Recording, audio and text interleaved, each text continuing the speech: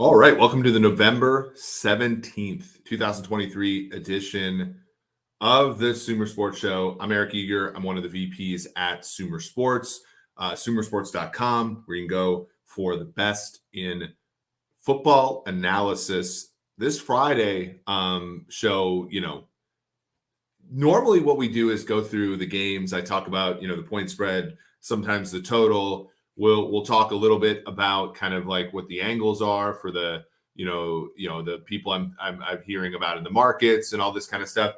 But I don't think that we can actually get through we can get through a good show today without talking about what we just heard out of Cincinnati, the 5-1-3.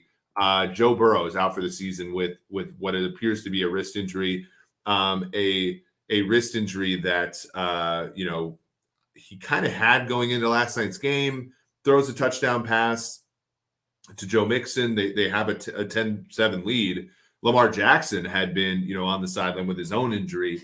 Just think about the live betting sort of situations that were given rise to there, and he ends up going out. Jake Browning, the longtime journeyman backup that has really never stuck around in the NFL until now, out of University of Washington. He comes in, moves the ball a little bit, gets a 4th and 3 right around the 50-yard line, down 4 points, with a chance to kind of go take a lead or at least cut the lead down to 1.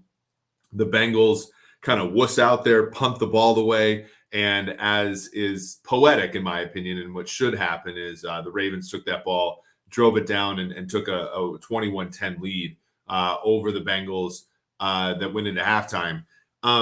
This basically sinks Cincinnati. Let me show you guys a little bit of what we're cooking up at sumersports.com a little bit here so that you guys can get an idea of where we're going to be able to offer you guys some value. I'm just going to go to the front page a little bit, but then we'll go and talk about Cincinnati here momentarily. You go to the front page of sumersports.com. You have, kind of all of our articles. I have my Football Friday where I talk about the chances that the Lions get the 1 seed, as well as Trevor Lawrence and his struggles. But notice here, we have not seen, Cincinnati fall off that much. Even though they started off slowly, we had them going into the game as the 7th best team in the NFL, even after a loss against Houston at home. That's going to significantly reduce without Burrow. If you go to our league page here, again, this is prior to last night's game. So when you look at Cincinnati, had a 43.4% chance to make the playoffs, a 10.5% chance to win the division title. After this week and after, they had the 4th toughest schedule moving forward, right? So even if you had something like Jake Browning come in and give you something like what Josh Dobbs is doing, notice here when you look at the strength of schedule for the Minnesota Vikings, this is a team with a strength of schedule sort of more near the middle of the pack of the NFL. And after 2 games playing the NFC South, this is a much different story for the Cincinnati Bengals without Joe Burrow. This is going to be very difficult for them to win game by game, and as well as going to be difficult for them to even get in the playoffs. I think now you really have to look at Baltimore being the favorite in that division, Cleveland possibly being scrappy with Dorian Thompson-Robinson and Phillip Walker in there, much better backups than what the Bengals have. And of course, the Steelers at 6-3 are still a team that can do something. We have our normal suspects here. We have Beat Gamer. Gus Edwards going to single-handedly stop that Lamar MVP campaign. Yeah, that's been interesting from a touchdowns perspective. Michael Ackerland, Bengals defense has been so rough this year, depending upon turnovers. That is a very interesting notion. They have been giving up high explosive play rates, as far as, losing Von Bell, losing, more importantly, Jesse Bates, who's now playing over here in Atlanta. It hasn't been as good, for that Bengals defense, who has been pretty good historically at avoiding giving up those big plays. So that's one where I think that they really might struggle.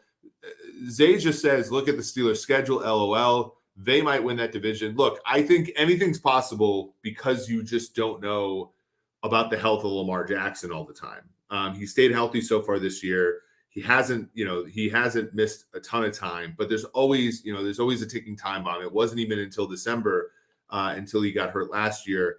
and then we never saw him again. In 2021, it was a similar thing, and so forth. We got a good, here's our resident Ravens fan, Wiggum 513. Just tuned in. Hopefully Kohler and likely with the fourth rounders can come in handy. Yeah, there's also the Mark Andrews injury, which somebody called. I think Mark Andrews worth about half a point a game, maybe, depending upon the matchup, maybe a full point. So that's going to hurt the Ravens as well. Again, I have a hard time thinking Kenny Pickett can win enough games to outlast the Ravens in this division. But now a division that once saw as many as 4 teams in the playoff race at any time in the AFC now probably is going to top out at 2. And it's depending upon whether or not the Steelers can hold off the Browns or vice versa, because I do think the Ravens are not a lock to win the division, but they're certainly a good bet at this time. So that's a little bit about the Bengals. Not happy necessarily with that result, as far as, you just like to see the league play be a little bit better than what it has been. We're going to move on to this week's games. We are going to use odds from my friends at Pinnacle Sports. Pinnacle Sportsbook does a really good job of, taking big limits if you live in appropriate countries, but also just giving you the sharpest lines. We probably want to move these to American odds for our friends here. We cleared the cache on the website, so it completely reset there. So yeah, let's talk firstly. Dallas goes to Carolina. They're laying 10.5 total on this game in Cowboys Panthers. 42, a pretty low total considering what you're getting with that Dallas offense. But the Carolina offense has not been good basically all year. Bryce Young has really struggled. This is another game where, if you're looking from an IDP or a prop market perspective, you look at the Parsons of the world, you look at the Lawrences of the world. No Leighton Vander Esch. He was injured. He is out for the season. So maybe Carolina can come up with some modicum of a run game there, or maybe some stuff down the middle of the field. But this is a game where when you look at it from a pure mathematical perspective, it makes some sense that where you're going to go here on the point spread at 10.5. Let me see where I have it currently as things stand with respect to injuries and everything. I make it 10.5 as well. So, and it was earlier 10 this week. So I feel good about that number. It's moved, basically to where I am. So really no opinion there. I like what Dallas has done. I like what Dallas has done insofar as getting the ball to CeeDee Lamb. Rico Dowdle has been better than Tony Pollard. And so moving off of him has been, I think, profitable for this team. And I think that they probably end up moving off of him even a little bit more into the future. But this is, it's certainly a situation where Dallas offensively was in a put up or shut up situation and has put up, especially in the case of getting CeeDee Lamb the ball. Let's talk about this next game. This is a Tennessee Titans getting 7 minus 114 at Pinnacle, going to Jacksonville laying 7 plus 102. So it's kind of a 6.5, depending upon sort of how you look at it. I wrote in my article, sumersports.com. I will get to this answer. Howdy. Very good question. Sumersports.com. I talked about Trevor Lawrence. I was on the football show on ESPN with Kevin Clark, one of the better ones out there as far as journalists that are covering the league. And prior to my appearance, Derek Klassen, who is a quarterback guru, basically was talking about Trevor Lawrence. He was talking about how bad the offensive line was, how the receivers aren't doing much, and so forth. There are a lot of excuses one can make for Lawrence, but the fact of the matter is, it came out, yesterday that Doug Peterson, basically said that Trevor Lawrence's knee is one of the reasons why he's not playing well. And given that they just came off of their bye, they don't have one the rest of the year. Don't have an offensive line that's going to particularly get better. I think, you can maybe make a case for Anton Harrison involving, with the times. But for the most part, Trevor's on his own here. And Jacksonville is an easy schedule, bottom 10 schedule in the NFL moving forward. So I think that there's some chance there. I think that they'll still win that division. We make it about a 62% chance at Sumer Sports. But I just don't know if you can buy into them week to week. And they're laying a full touchdown. They're laying a full touchdown, at home against Tennessee, a team that can be spunky with a quarterback that it generates a lot of variance. To me, I just can't get there. I make this game, if I look at it here between Jacksonville and Tennessee, I make the game -6.5. So kind of right there. So I guess +7, if you get it flat, would certainly be a value for Tennessee. I'm just really hard as far as variance is concerned. I'm hard pressed to go and take down, really any opinion on Tennessee until I can see more of Will Levis, who's been okay, not perfect. Michael, great point here. That feels like the Jags are taking 0 shots downfield offensively. That certainly, I think, is the perception. Calvin Ridley has only had one game of over 40 yards since opening day. And that was the London game against the Bills during the morning of week 5. It's not been great. Ridley, everybody was sort of edging out over him about, his preseason prowess, going after some defensive backs in Jacksonville. It just has not materialized, which is unfortunate. Obviously, Dimitroff drafted him. So I always am rooting for him. The one thing that has been good for the Jags when a little pear-shaped last week, but they have been very good defensively, a top 10 team in terms of EPA allowed. I think that they'll finish there because of how easy the schedule is. But you also have, really, really solid play out of Foye Oluokun, Devin Lloyd. Those players have been great. Josh Allen has been overshadowed Trevon Walker at the line of scrimmage for this team. So an interesting game for the second straight, though. I don't think I can advise at current numbers. This one I can, though. Pittsburgh going to Cleveland. Cleveland -1, -113 or -119 on the money line. It's really hard to handicap this game because it's hard for any model to get on to the Steelers in a game either now or the last 3 years. Before Deshaun got hurt, I made the game let me look here. Before Deshaun got hurt, I made the game minus 4.5, 5, which was off market even before we got the news. Now, our mathematical model, I'm going to answer this question here by how.d here. We made actually Deshaun Watson, given everything we know from scouting data and traditional analytical data, we made him 1.8 points above kind of like an average backup on a neutral. The market moved, we'll say 2 points, but it's not necessarily quite through. It's not a gliding 2 points because it went through or off of 3. But it looked like we're fairly right here. What we do, and it's I'm going to keep this a little bit opaque just because hopefully one day people will find this information valuable as well. But we have a scouting team at Sumer, like legitimately a bunch of people who are formerly of NFL teams. They go and put a number on a player. We also have our analytical data, so pressures and all that kind of stuff that we get from a place called Fade the Noise, which is a great data provider, up and coming data provider. And we mash those together. We use, basically how valuable each action is. So, for example, a sack is worth 1.8 points to the defense, 1.85. And you sort of go through all the different permutations of what things can be worth. And it comes out. Now, there's a lot of caveats with that number. Basically, you have to say, well, on an average team against an average team, average scheme versus average scheme. I know Rob Pizzola, one of my good friends, he, a professional bettor will say, it's sort of hard to make power rankings because it's very much a styles make fights league, and that's where he's gained a lot of an edge. But you do like to kind of have these rules of thumb, just especially for somebody like me who's a content creator, and people want to ask sort of like what the true impacts of a guy like Mark Andrews will be, and having that answer is certainly of value. Moving on, the Arizona Cardinals, they're going to get 5.5 at Houston. This is a game I make it more like 6.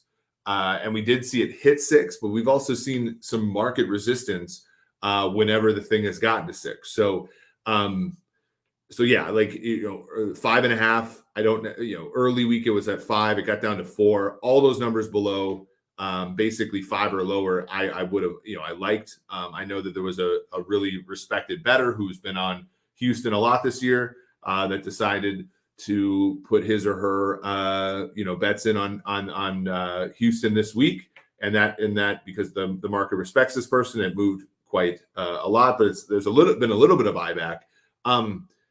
Look, I just don't think Arizona is that good. I think that beating Atlanta at home in an emotional game where your quarterback comes back for the first time in over a year is not necessarily predictive of future success. Houston has, their issues. They have injuries at wide receiver, injuries at the offensive line almost seemingly every week. The defense, has had its moments as far as giving up big plays and needing a lot out of their quarterback, but the quarterback has delivered. And I think as far as Arizona is concerned, we're talking about a defense that has not been good all year. And so I think Stroud will feast on this team. And I think that, Arizona doesn't really, if Kyler can't do some of the really stupid stuff that he has been doing this year, and I mean stupid in sort of like the positive way, then I don't necessarily know if Arizona's be able to stay in this game. So that's one place where I disagree a little bit with the market. How that be good questions throughout the chat. So is there any counterfactual stuff like how he is out with will the team pivot and do X? There's certainly questions like you don't just say a player is worth X. You have to have usage percentages and stuff like that. And in some cases, I know some modelers have it, usages when they do, this kind of scheme versus that kind of scheme. And again, you can sort of glide between those two extremes. Basically, just say average versus average when it comes to scheme and stuff, or you can get really granular about how you think that this team is actually going to deploy this player in this situation, and both of those really add some value to the situation with respect to just like rules of thumb, but also truly trying to pin down what the true price of a game should be. The Vegas Raiders getting 13 against Miami. The 13 for Miami is minus 114, so it's juiced even towards the Dolphins. Like I don't get this one in the sense that you're basically saying that the Raiders are similar to like the Daniel Jones Giants, which I get from a quarterback perspective. Aiden O'Connell has not been the most impressive player I've ever seen, but he's also, engineered winning games the last 2 times. But Miami, this is the kind of team that Miami kills, right? A team that, they're going to make the Vegas Raiders wear their black uniforms in the unshaded side of the field. And, they're going to, and when they get a lead, Miami is really tough to beat. Who was on Buffalo early in the season to win the Super Bowl, to win the division, given, that the Bills have the hardest schedule in the NFL moving forward. To me, this is the beginning of Miami winning their first division title since 2008. And I can't lay 13. I'm not going to take it, with the Raiders if I could. I make this thing closer to right around 10 or so. But I also understand that there are some nonlinearities here, specifically how the Dolphins play from ahead. And I think that over time, you're going to see a dissipation in O'Connell's effectiveness, given how inexperienced he is. So that's just my take on that game. I don't know, other than from a fantasy perspective, I don't find it all that compelling. And then speaking of the Giants with Tommy DeVito, but Danny, go to Washington. Washington's laying 9.5. At Pinnacle, it's minus 10, but plus 112. I make this game Washington minus 8.5. So there is some value, I think, on the New York Giants here. It's just really hard for me with DeVito.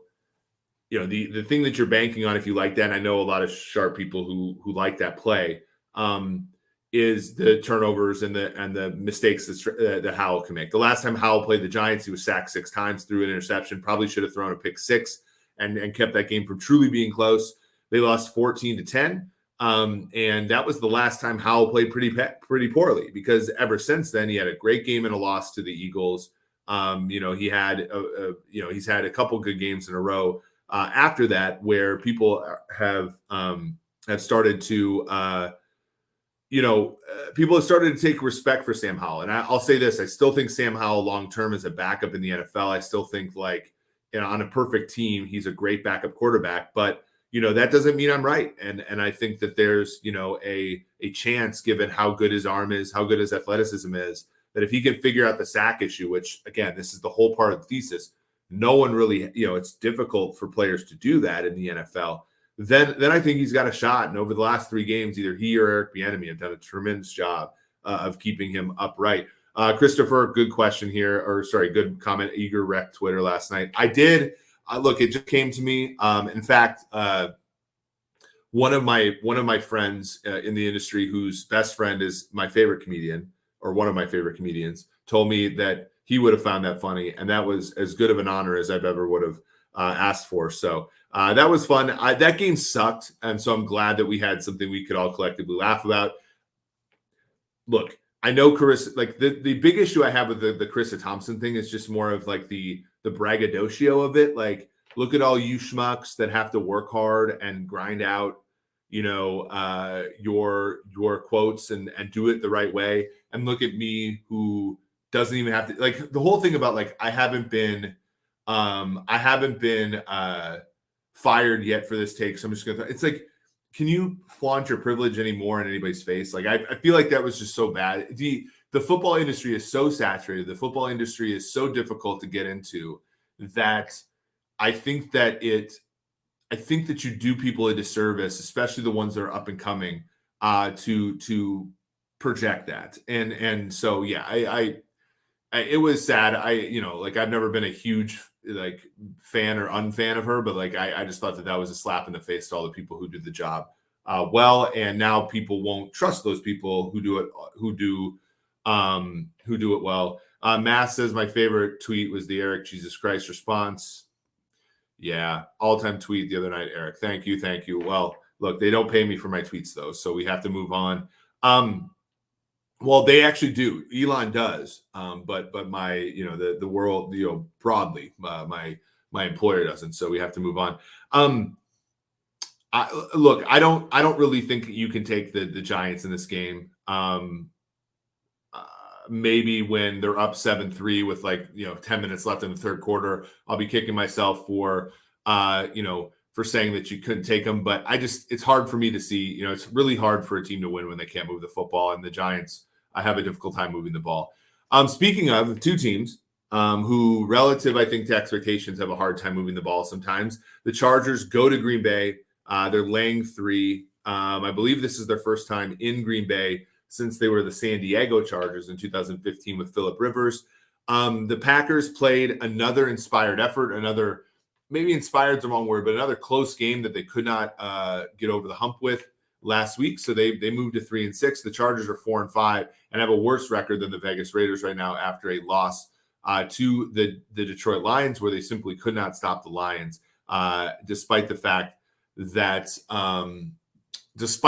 that Justin Herbert played a phenomenal game. When I look at this game, this is another one where when I look at my numbers, I make it 2.75. So I'm right there. If anything, it's Green Bay with the home field advantage and some stuff there. But I'm still waiting on injury stuff with Rashawn Gary, who that tweet where he said he kind of hurt something. I don't know if I can still be confident in Green Bay if they don't have Rashawn Gary.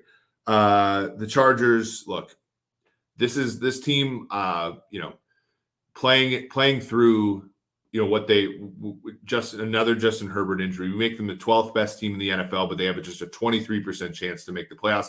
That's exactly who the Chargers are, right? A good team, but ultimately this time of the year, they're drawing dead almost all the time. So that's unfortunate. I'm interested to see Eckler here. I do think there was a person sort of giving away props, throughout the week, and Eckler at 55.5 for rushing yards was a play that this person gave out. I think that if they give him the carries, this is not a team that does a really good job of stopping the run. You see it now. Yeah, it's 55.5 at its nadir, basically market wide. That to me does feel like the kind of game that's going to be played. So if you're in like if you do some of those like drafters or underdog or prize picks things, like I think that's a good look. If you can get that even at 55.5, I think Eckler, if he gets the carries, is going to get the yardage against this Green Bay defense.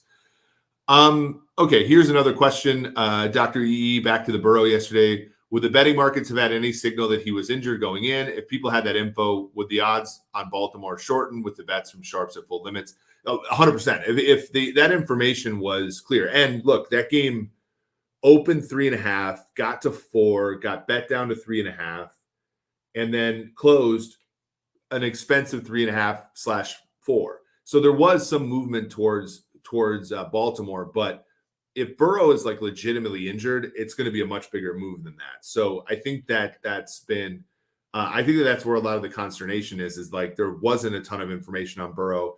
We've seen quarterbacks who have played injured. We also don't have the probable designation anymore. I think that is another thing, including the third quarterback, which they rectified this year. I think that's a way in which that's a way in which sort of the league has blundered a little bit on some aspects of what they're trying to do as far as helping gaming. Remember, people who bet or play fantasy watch football four times as many games as people who don't.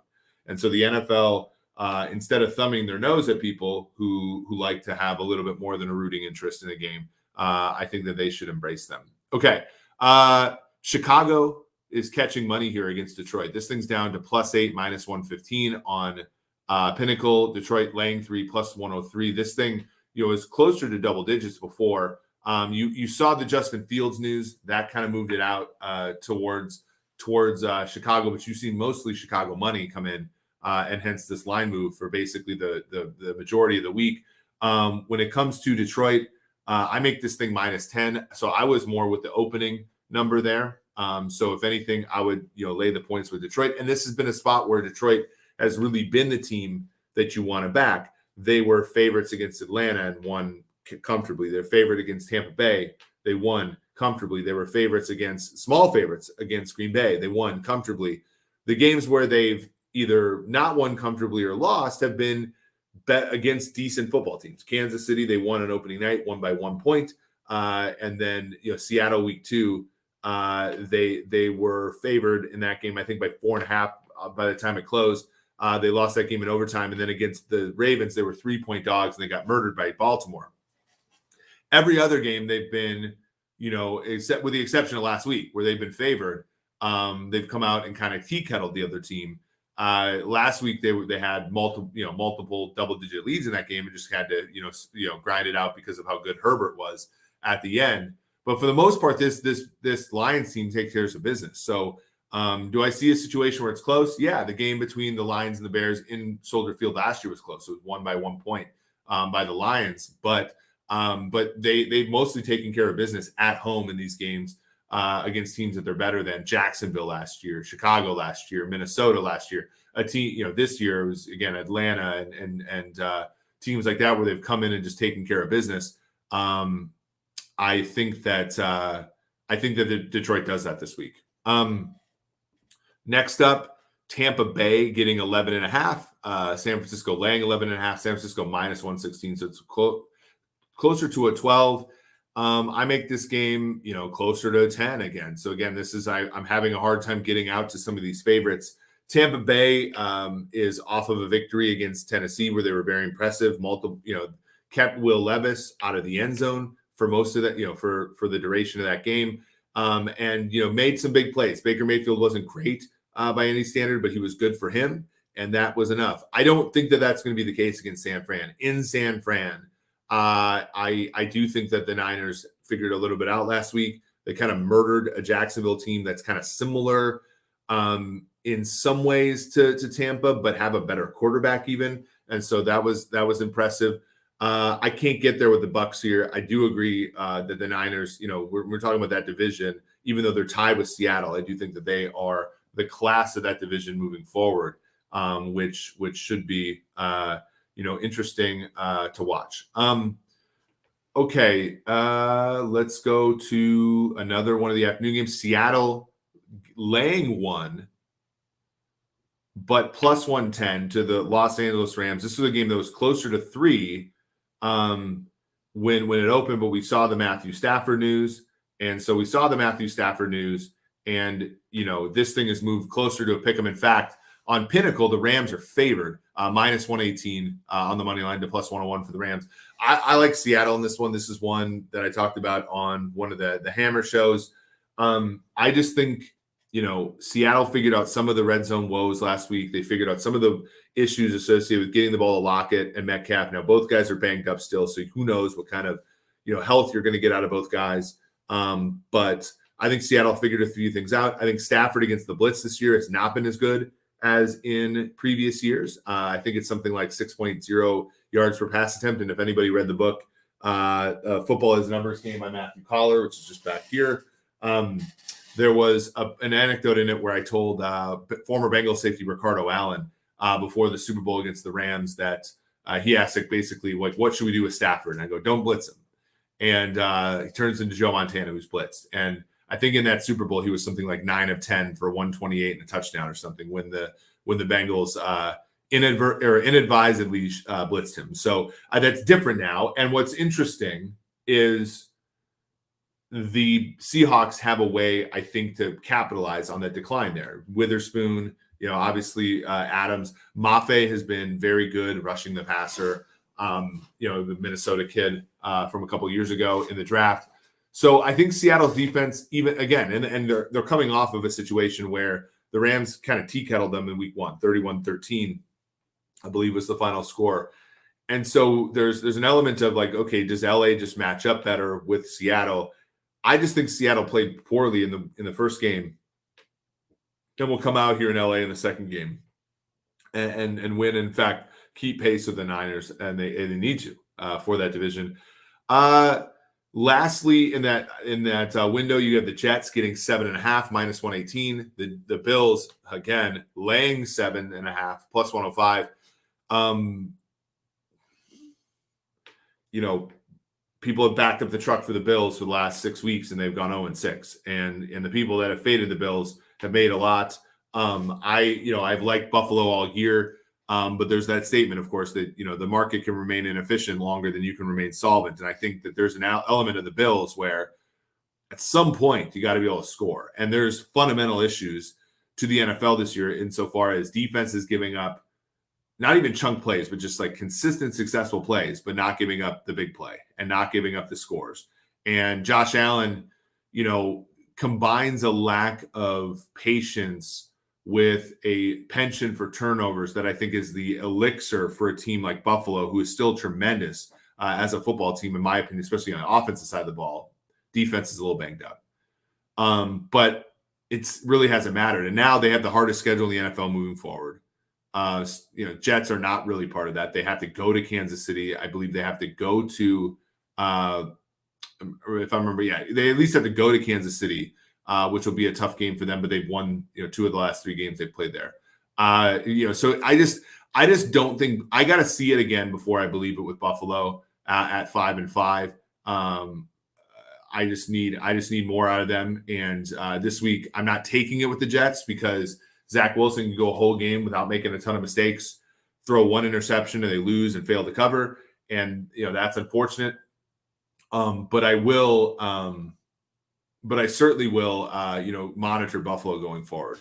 And I think the fact that they're still a touchdown favorite against the Jets team that still has playoff aspirations is telling as far as what the market still believes about the Bills. Sunday Night Football, the Vikings are getting 2.5, minus 118, and Denver laying 2, plus 103. Money line is minus 128 for Denver. This is a game where if either team had played somebody else, this would be a perfect fade situation, right? Where you have the Vikings coming off of 2 really improbable wins with Josh Dobbs against bad NFC South teams and 5 wins overall, although 2 of those wins, Green Bay was drawing dead when they were, and Chicago, that wasn't a particularly impressive game. So, I think the impetus was wanting to fade the Vikings. Josh Dobbs is still a guy who's averaging far less than average in terms of yards per play, EPA, all this kind of stuff. But then they face a Denver team that, won a mistake-filled game against the Bills. Probably shouldn't have. Missed a field goal, but the Bills had 12 men on the field. They beat a Kansas City team. Now, look, they did a lot of stuff to make Kansas City fail, but it was more of a Kansas City loss than it was a Denver win. And so you get to this game and both teams are kind of riding high. The Broncos on a 3-game winning streak, the Vikings on a 5-game winning streak. And you're thinking, okay, I need to fade one of these two sides. And I'm going to fade the Vikings more. I make the game more closer to 3.5. Javonte Williams has been great. The Vikings are going to be without Jordan Hicks, who had a shin surgery. They brought back Anthony Barr. Who knows how much he has left. They're still not that sturdy against the run. They're feasting off a lot of bad quarterbacks. I think Russ has firmly gotten into that conversation of not being that bad anymore, especially considering they limit the volume at which Russ is asked to do things. And I think that just makes him, by definition, far more effective than he otherwise would be. So I like Denver in this one. I did an interview with my hometown TV station, Carol Evan, to talk about how much the Vikings are benefiting from luck. I love, Kevin O'Connell's approach to coaching football. I think he's coach of the year. Kwesi is obviously his friend. And I think, the trades that he's made and the draft picks he's had since the 2022 draft, which wasn't as golden for him, have all been on the up and up. That doesn't mean that I necessarily think that they should be favored or should even cover in this game this weekend. So this is one where I'm high on the Vikings overall, but I'm not necessarily going to back up the truck and take them here. It also looks, as Matt says, looks like JJ is out again, and you combine that KJ Osborne, could have played last week, might play this week, but if your three receivers are Jordan Addison, KJ Osborne, and Brandon Powell, that's cute, but it's not winning any games, especially when Patrick Surtain is on the other side of the ledger for the Broncos. All right, last but not least, Philadelphia. This is the game of the week. Philadelphia getting 2.5, going to Kansas City -2.5, -117. The -2.5 is juiced towards closer to a 3. You are seeing some 3s now in markets, and I think that's probably a reasonable look. I make the game 2.5, so professionals have liked the 3 anytime that they've gotten it, and so that's something to sort of monitor. Patrick Mahomes under a field goal, though, has almost always attracted bettors. And I think in this particular game, it makes sense, but the matchups I don't think are as good for Kansas City in some spots as they were last year. Trey Smith, Creed Humphrey, if you look at the Pro Football Focus grades, which aren't perfect, but I think are pretty good at the line of scrimmage, they have declined significantly from last year, which means the interior for the Eagles, the Jalen Carters, the Jordan Davises, the Fletcher Coxes, they might have more success than they did in the Super Bowl. In fact, if Kansas City's turf is different than Arizona's turf, maybe they'll have ultimate success in terms of rushing.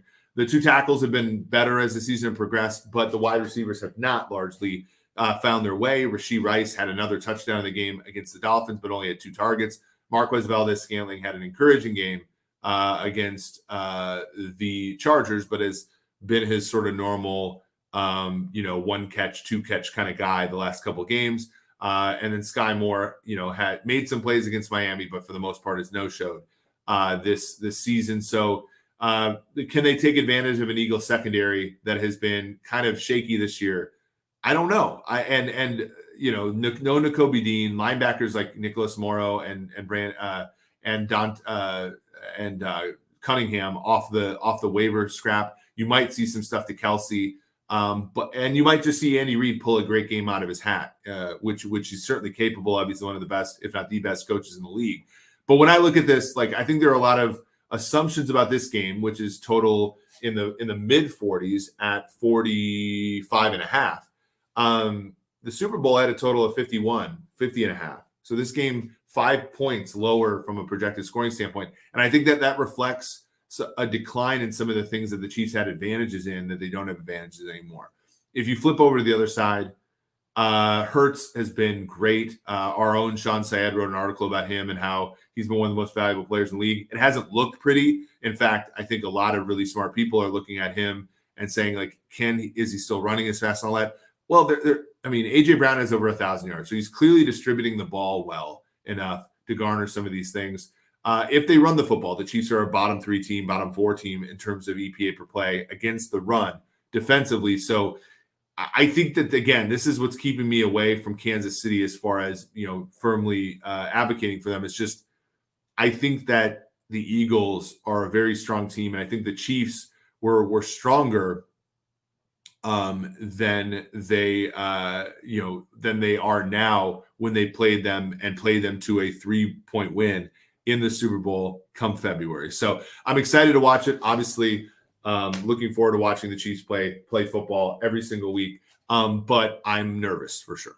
Dan Bodine says no brace for Hurts this week in practice. Yeah, I mean, like, look, the guy's a marvel. He wasn't wearing not wearing a brace is good because he has not been fast on the field, and that has been unfortunate for the people that have taken him in fantasy and all that kind of stuff.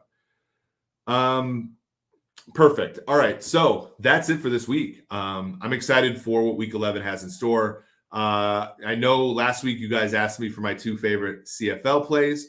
And Michael says here, thanks for doing the show, Eric. Always enjoy the great discourse. Great Cup Sunday. And look, last week I went 2-0. I said Montreal ATS and Winnipeg ATS. Those both hit. Montreal won in a game where they produced 7 turnovers, and it was kind of a no doubter. Even though Toronto, I believe, outgained them. I had to look, but last time I checked, they outgained them. Montreal had a pick 6, had a kick return. Anytime that Toronto wanted to come back, they made it tough. I make the game 5.5. I think in some markets it's 7.5 to 8.5, and in fact it opened 6.5.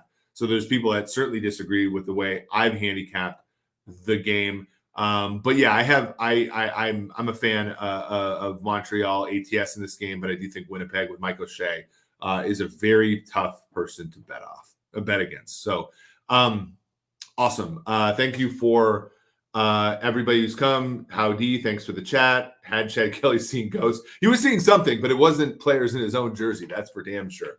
That was a heck of a privilege. Some good Saturday football as well. Go Chanticleers. Yeah. So for the Sumer Sports Show, again, hit the like button, hit the subscribe button, tell somebody about this show, tell somebody about the Friday show if you like it, especially. I know Thomas is fantastic, but he doesn't like previewing games. And yeah, I'm, and we got very difficult here. One of my favorites is Go Bills E. This is a great week. Tell somebody that you care about this show so that we can continue to get the numbers up and continue to increase the great discourse that we have in the chat. Sumersports.com for all your needs as far as statistics and just overall great NFL content. So for Eric Eager, this has been the Sumer Sports Show. Have a great weekend, everybody.